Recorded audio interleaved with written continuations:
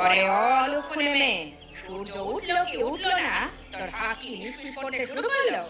আমি কাল রাতে নিজের চোখে দেখে গিয়েছিলাম এই লাউ গাছটার কচি মগ ডালটা কেমন বাতাসে দুলছিল। আজ সকালে দেখি সেই ডগাটাকে ও কষ্ট করে কেটে নিয়ে গেছে। তুই ছাড়া এই বাড়িতে আর কার এমন মরণ দশা হয়েছে রে নানকা? তোকে কি আমি লাউ গাছ লাগিয়ে দিয়েছি তুই একাই খেয়ে শেষ করবি বলে? তোর তো কোনো কাণ্ড জ্ঞান নেই। সৃষ্টিকর্তা তোকে বুদ্ধি দেয়নি, শুধু দিয়েছে রাক্ষসে খিদে। তুই কি ভেবেছিস আমি কিচ্ছু বুঝতে পারছি না? প্রতিদিন এই গাছের একটা একটা করে ডগা কমছে আর তুই বেশ সাধু সেজে বসে আছিস না? বলি ও দিদি, সকালে আলোটা ফুটতে দিলি না, তার আগে আকাশ পাতাল ফাটানো চিৎকার শুরু করে দিলে। আমি তো তোমার ডগা কাটতে যাবো শুনি, আমার কি খাওয়ার অভাব পড়েছে? এই বাড়িতে এসে তো শুধু তোমার মুখ ঝামটা আর গাল মন্দির খেয়ে গেলাম। রান্না বান্না তো তুমি সব করো, আমি তো খাতা ফোন দিয়ে ছোঁয়ার সুযোগ পাই না। তাহলে ডগাটা নিয়ে আমি চিবিয়ে খাবো নাকি? নিজে তো শরীরের ঘাড়ে চাপানো তোমার অনেক পুরনো স্বভাব। তুমি হয়তো খুব ভোরে উঠে ডগাটা কেটে নিজের ডেকচিতে পুড়েছো, আর এখন লোক হাসাতে আমাকে চোখ সাজাচ্ছ। সৃষ্টিকর্তা তো সব দেখছেন, কে কার হক মারছে আর কে মিথ্যে অপবাদ দিচ্ছে। তোমার মতো কুচুরে মহিলা আমি আর একটাও দেখিনি গো দিদি। মুখ সামলে কথা বল মেনকা, তোর বড় দিদি হই আমি। আমার সম্পর্কে এসব কথা বলতে তোর জিভ জড়িয়ে যায় না? আমি কেন চুরি করবো? এই গাছ তো আমার হাতের ছোঁয়ায় আজ এত বড়টা হয়েছে। তুই তো শুধু একদিনে একটু জল ঢেলেছিলি, তাও তো আমি 10 বার বলার পর। আর এখন লাউয়ের মায়া তোর উপচে পড়ছে। আমি নিশ্চিত দেখেছি আজ ভোরে তোর ঘরের দিক থেকে ধোঁয়া উঠছিল। তুই নিশ্চয়ই লুকিয়ে ওই ডগাটা দিয়ে কিছু একটা করছিলি। ধোঁয়া দেখেছো মানে কি ডগা রান্না হচ্ছে? আমি একটু গরম জল বসিয়েছিলাম, শরীরটা ভালো লাগছিল না বলে। তাও কি তোমার সহ্য হচ্ছে না? তুমি তো সারাদিন ওই গাছের তলায় বসে পাহারা দাও, যেন গাছটা তোমার বাপের বাড়ি থেকে পাওয়া সম্পত্তি। গাছের পাতা যদি কমে যায় তবে সেটা অন্য কেউ নিয়েছে কিনা খোঁজ নাও, পাড়ার লোকেদের উপর নজর রাখো। আমাকে কেন আমার কথা শোনাচ্ছ? তোমার এই স্বভাবের জন্যই বাড়িতে কোনোদিন শান্তি আসে না। কিন্তু আমার ধৈর্যের সীমা ছাড়িয়ে যাচ্ছে। বড়দের সাথে কিভাবে কথা বলতে হয় সেটাও শিখিসনি নাকি? হ্যাঁ, আমি যা বলছি ঠিকই বলছি। তুমি তো চাও আমি বাড়ি থেকে বেরিয়ে যাই, যাতে তুমি আর তোমার ওই লাউ গাছ সুখে থাকতে পারো। কিন্তু মনে রেখো, এই গাছে আমারও সমান অধিকার আছে।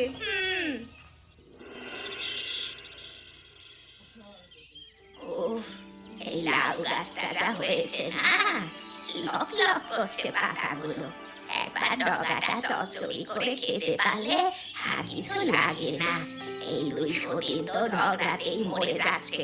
ওরা কি আর দেখতে পাচ্ছে কে ডগা নিচ্ছে? রোজ একটা করে নিলেও তো এর 4 বছরে ফুরাবে না। অথচ দেখো কি বিপদ, কাউকে একটা পাতা পর্যন্ত দেবে না। আজ এই বড় ডগাটা নিয়ে পালাই, সুমিত্রা টের পাওয়ার আগে। ওরে বাবা, শব্দ হলো নাকি? পালাই পালাই। ওই শোনো, ওই তো শব্দ হলো। মেনকা, তুই কি আবার কোনো কাজকাজি করছিস? আমি তো এপাশে ছিলাম, ও পাশে গেলি কখন? লাউ গাছটাতে ভেঙে ফেলবি তুই? সৃষ্টিকর্তা জানেন তোর মনে কি আছে। এই যে গাছের একটা আস্ত ডগা ছিঁড়ে গেল, এর বিচার কে করবে শুনি? তুই তো চোরের ওপর বাটপাড়ি করছিস। ও দিদি, তুমি কি পাগল টাগল হয়ে গেলে নাকি? আমি তো তোমার চোখের সামনে আছি। তুমি নিশ্চয়ই নিজে নিজে শব্দ করে আমাকে ফাঁসানোর চেষ্টা করছো। ওখানে তো জঙ্গল, ওখানে কি কোনো ভূত আছে নাকি যে দিনের বেলা ডগা ছিঁড়বে? তুমি ওইদিকে গিয়ে কিছু একটা করে এসে এখন আমার উপর দায় চাপাচ্ছ। আমি তো দেখছি গাছটা নিয়ে তোমার মাথায় ছিট ঢুকেছে। একটু শান্তিতে ঘরের কাজ করতে দাও দেখি। হ্যাঁ, আমার তো মাথায় ছিট ঢুকেছেই, কারণ তোর মতো একটা অলস মানুষের সাথে থাকতে হচ্ছে যে। তুই তো ঘরের কোনো কাজই করিস না, সারাদিন শুধু সাজুগুজু আর আয়না দেখা, আর সুযোগ পেলেই লাউ গাছের দিকে নজর দেওয়া। ওই বুড়ি বিনোদনাকেও কাল দেখছিলাম এদিক দিয়ে ঘুরঘুর করতে। নিশ্চয়ই তুই ওকে শিখিয়ে দিয়েছিস। বুড়িকে আমি কেন শেখাবো? তোমার তো আজগুবি কথা। পাড়ার লোকেদের সাথেও তুমি ঝগড়া করো, আবার আমার উপরেও ঝাঁপিয়ে পড়ো। লাউ গাছ যদি এত ঝামেলারই হয় তবে উপরে ফেললেই পারো। কিন্তু না, তুমি তো সেটা করবে না। তুমি শুধু ঝগড়া করার বাহানা খোঁজো। এই ডগাকে নিয়েছে না নিয়েছে তাতে আমার কিচ্ছু যায় আসে না। আমি জানি আমি নেই, ব্যাস। সৃষ্টিকর্তার কাছে প্রার্থনা করো যাতে তোমার মনে একটু সুবুদ্ধি হয়।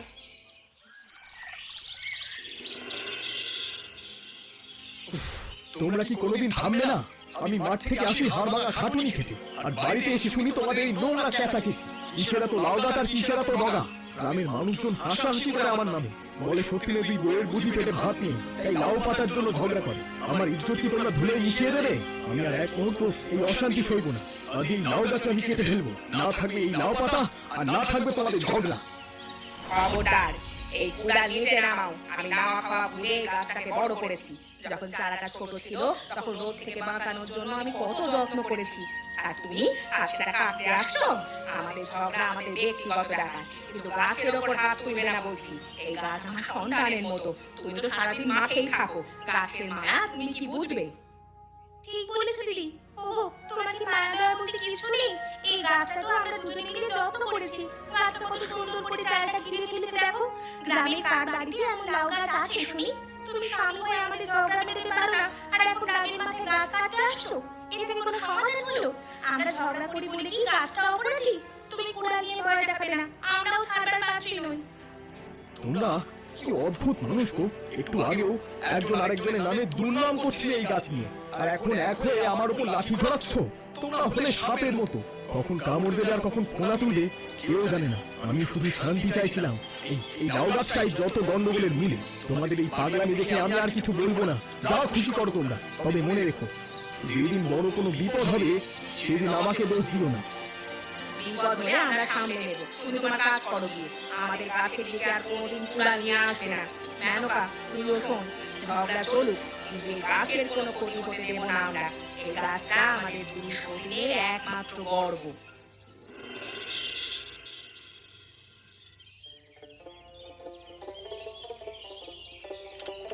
সুমিত্রা, আজ কি রান্না করেছো গো? এই লাউ পাতার চচ্চড়ি যা হয়েছে না, একেবারে অমৃত। চিংড়ি মাছের গন্ধ আর টাটকা লাউয়ের ডগার স্বাদ মিশে অন্যরকম একটা কিছু হয়েছে। আমার তো ইচ্ছে করছে সারাদিন এই খেয়েই থাকি। তোমার হাতের গুণ আছে বটে, অনেকদিন পর এমন স্বাদ পেলাম। দেখলে তো, আমি যা করি মন দিয়ে করি। আমাদের গাছের জিনিস তো, তাই আলাদা একটা মায়া আছে রান্নায়। যত্ন করে না রাঁধলে কি এমন স্বাদ আসে? আমি তো সব সময় চাই তোমাকে ভালো কিছু খাওয়াতে। মেনকার মতো তো আর আলু সেদ্ধ ভাত খাওয়াই না তোমায়। ও তাই নাকি? বড়গিন্নি রান্না খেতে একবারে আকাশ কুসুম দেখছো। আর আমি কাল যখন কষ্ট করে ডাল রান্না করলাম তখন তো একটাবারও মুখ ফুটে বললে না যে ভালো হয়েছে। আমার রান্না তো তোমার বিষের মতোই লাগে। দিদি তো একটু ভালো করে রান্না করেছে বলে আজ তোমার মন গলে গেছে। আমি কিছুই পারি না। হিংসে করিস না মেনকা, হিংসে করলে শরীর খারাপ হবে। রান্নার গুণ সবার থাকে না। সৃষ্টিকর্তা সবাইকে সব কাজ দেন না। কেউ ঝগড়া করতে পারে আর কেউ রান্না করতে পারে। সত্যেন যখন ভালো বলছে তখন তোর হিংসে হওয়ার কি আছে? তুইও রান্না করিস একদিন, দেখি তোর হাতের জাদুতে লোক পাগল হয় কিনা। খুব অহংকার হয়েছে না দিদি? ঠিক আছে, আমিও দেখে নেব। তুমি কি মনে করো আমি রাঁধতে পারি না? কাল আমি রান্না করব, এমন সব পদ বানাবো যে ওর তো কথা বাদই দাও, পাড়ার লোকেরা গন্ধে চলে আসবে। তোমার ওই একঘেয়ে লাউ পাতার ঝোল আর কেউ খাবে না। আমি শহরের কায়দায় রান্না দেখাবো। হ্যাঁ, শোন মেনকা, ঘরে বসে এই চ্যালেঞ্জ দিলে কোনো লাভ হবে না। চল, বাজারের মোড়ে আমরা দুটো দোকান দিই। আমাদের দুজনের হোটেলের ঘর একদম পাশাপাশি থাকবে। তুইও রান্না করবি, আমিও রান্না করব। দেখবো বাজারের মানুষ কার হোটেলের খাবার বেশি পছন্দ করে। যার দোকানে বেশি খদ্দের হবে সেই হবে সেরা রাঁধুনি। কি বলিস, রাজি আছিস নাকি ভয় পেলি? আমি ভয় পাওয়ার মেয়ে নই দিদি। তোমার এই চ্যালেঞ্জ আমি মাথা পেতে নিলাম। বাজারে গিয়ে দেখা যাবে কার হাতে টান কত। আমি নিশ্চিত মানুষ আমার হোটেলে লাইন দেবে। তোমার এই পুরনো আমলের একই লাউ পাতার খাবার মানুষ একবেলা খেয়েই মুখ ফেরাবে। দেখি কে জেতে আর কে হারে। তোমরা কি হিতাহিতি জ্ঞান হারিয়ে ফেলেছো? বাড়ির ঝগড়া কি এখন বাজারে নিয়ে গিয়ে ঢাক পিটিয়ে বলবে? মানুষ থুতু দেবে আমার মুখে, বলবে সত্যেনের বউরা বাজারে ভাত বিক্রি করেছে। ছি ছি ছি, আমি কি তোমাদের খেতে দিই না? এই পাগলামি বন্ধ করো। সৃষ্টিকর্তা আমাকে কোন দিন দেখানোর জন্য বাঁচিয়ে রাখলেন। গ্রামের সবাই যখন তোমাদের নিয়ে হাসাহাসি করবে তখন কোথায় মুখ লুকাবো আমি? তুমি চুপ করো তো, তোমার মান সম্মান আমরা জানি। আমরা তো আর কোনো খারাপ কাজ কিছু করছি না। খেটে খাওয়া তো আর লজ্জার নয়। আমি আমার গুণের দাম পেতে চাই, আর মেনকার ওই অহংকার আমি ভাঙতে চাই। বাজারে লোকই ঠিক করবে কে ভালো রান্না করতে পারে। কাল থেকে আমি হোটেল শুরু করব, আর আমাদের মূল রেসিপি হবে আমাদের লাউ গাছের পাতা, ফুল আর লাউ। ঠিক বলেছো। গাছটা আমাদের দুজনে, অর্ধেক ডগা তোমার, অর্ধেক আমার। আমি কাল ভোরেই বাজারে গিয়ে হোটেল সাজাবো। দিদি তুমি রেডি থেকো, হারার পর যেন আবার কান্নাকাটি করে সত্যের কাছে আমার নামে বিচার দিও না। শুনছো, এই বড় বইয়ের হোটেলে লাউ পাতা ঝোলটা একবার খেয়ে দেখো। যেমন সুগন্ধ তেমনই স্বাদ, মনে হচ্ছে মা ঠাকুমার হাতে রান্না খাচ্ছি। মাছের মাথা দিয়ে যে ডগা চচ্চড়িটা করেছিল, উফ, এখনো জিভে লেগে আছে। চলো চলো, ওখানে বসি। না রে ভাই, ছোট বউয়ের দোকানে চল। এটা দেখতে তো বেশ সুন্দরী, দেখা যাক রান্না কেমন। ওর দোকানে লোকজন তেমন নেই, মনে হচ্ছে শুধু নামেই আধুনিক, কাজে লবণটা। বড় বউয়ের রান্নার হাত সত্যি দারুণ। না চল, বড় বউয়ের হোটেলেই যাই। লাইনে দাঁড়াই, দেরি হলে খাবার শেষ হয়ে যাবে। এই কেমন পাগল আবার, সব লোকে ওই রাক্ষসী দিদি হোটেলে যাচ্ছে। আমি এত কষ্ট করে গিয়ে আর বড় মশলা দিয়ে রান্না করলাম, কেউ তো একবার ফিরেও দিচ্ছে না। সবার মুখে শুধু বড় বউ আর বড় বউ। আমার রান্না কি এতটাই খারাপ? এদের কাহিনী তো বেশ জমজমাট। দুই সতীন বাজারে লড়াই করছে, আর ওই বাড়ির লাউ গাছটা তো দেখছি একেবারে লাউয়ের খনি হয়ে গেছে। এই সুযোগে আজকে রাতে যদি সব কটা লাউ আর লাউ ডগা নিয়ে সাবার করতে পারি, তবে কালকের বাজারে অনেক রোজগার হবে। ওই ডাইনিগুলো হোটেলে গিয়ে নিজেদের মধ্যে কামড়া কামড়ি করবে, আর আমি লাউ বিক্রি করে পকেট গরম করবো। ওরে মাগো, এ কি হলো রে? আমার সব কটা লাউ কে নিয়ে গেল? মেনকা, তুই কি রাতে সব চুরি করে তোর বাপের বাড়ি পাঠিয়ে দিয়েছিস? আমি জানতাম তুই যখন পারবি না তখন তুই এই নিজ কাজটাই করবি। আমার হোটেলের ব্যবসা বন্ধ করার জন্য তুই সব চুরি করেছিস। মুখ সামলে কথা বলো দিদি, আমি তো চুরি করবো? আমার নিজের হোটেলেও তো লাউ লাগতো। আমি তো ভেবেছিলাম আজ বড় লাউটা দিয়ে আমি মালাইকারি করবো। এখন দেখছি গাছটা একেবারে সাফ হয়ে গেছে। তুমি নিশ্চয়ই কোনো চোর ভাড়া করে সব সরিয়েছো, যাতে আমাকেও দোষ দিতে পারো আর নিজের ব্যবসা চালু রাখতে পারো। তোমার মতো পেঁচালো মহিলাকে চিনা বড় দায়। এই তোমরা কি শুরু করলে আবার? সকাল বেলাটা কি অন্তত শান্তিতে থাকতে দেবে না? গাছ থেকে লাউ চুরি হয়েছে, এটা পরিষ্কার কোনো বাইরের চোর করেছে। তোমরা কেন একে অপরকে দোষ দিচ্ছ? গ্রামের মানুষ তো এমনিতেই আমাদের দিকে আঙুল তুলছে। লাউ গেছে তো গেছে, আবারও হবে। কিন্তু তোমরা যে মেজাজ দেখাচ্ছ, তাতে আমার মনে হচ্ছে এই গ্রামে বাস করাটাই কঠিন হয়ে যাবে। চোর হয়তো কাছাকাছি আছে, তাকে না খুঁজে তোমরা নিজেরা কামড়াকামড়ি করছো। হে সত্যেন, তোমার বাড়িতে তো রোজই মেলা বসে। লাউ গেছে ভালো হয়েছে, আপদ গেছে। এই দুই বউকে নিয়ে তুমি ঘর করো কিভাবে? সারা পাড়া জেগে যায় এদের চিৎকারে। চোর তো লাউ নেয়নি, জানো এদের ঝগড়ার ঘি নিয়ে গেছে। না না, আমি ছাড়বো না। মেনকা, তুই যদি নিয়ে থাকিস তবে আজ তোর রক্ষা নেই। আমি তন্ন তন্ন করে খুঁজবো।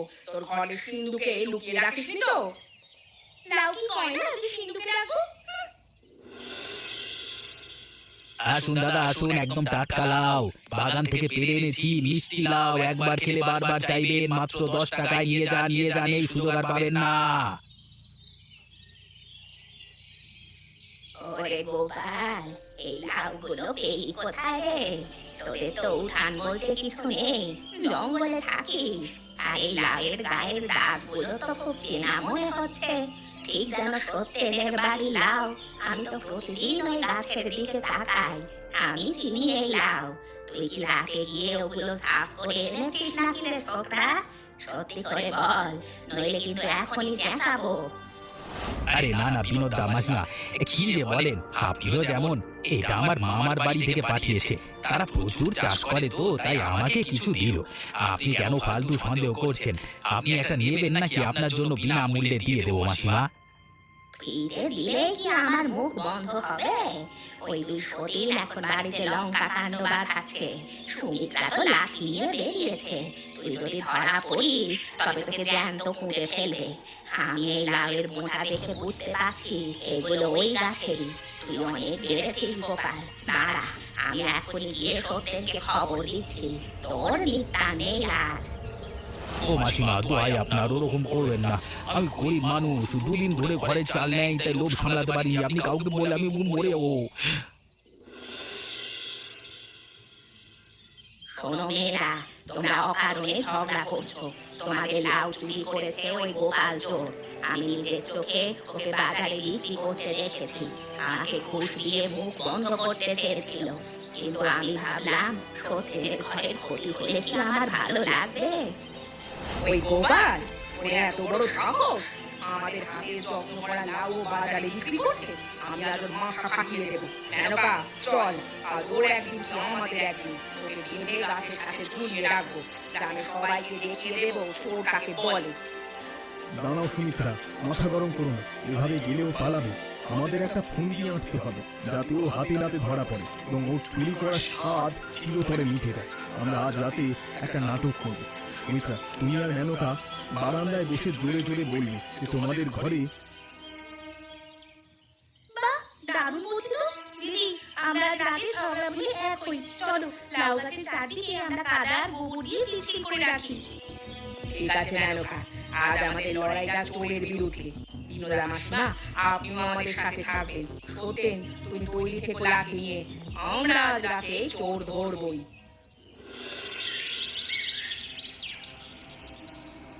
আজ তো কপাল খুলে যাবে। সোনার গয়না টাকার হাড়ি, এটি বোকা মেয়ে মানুষ সব সত্যি বলে দিয়েছে।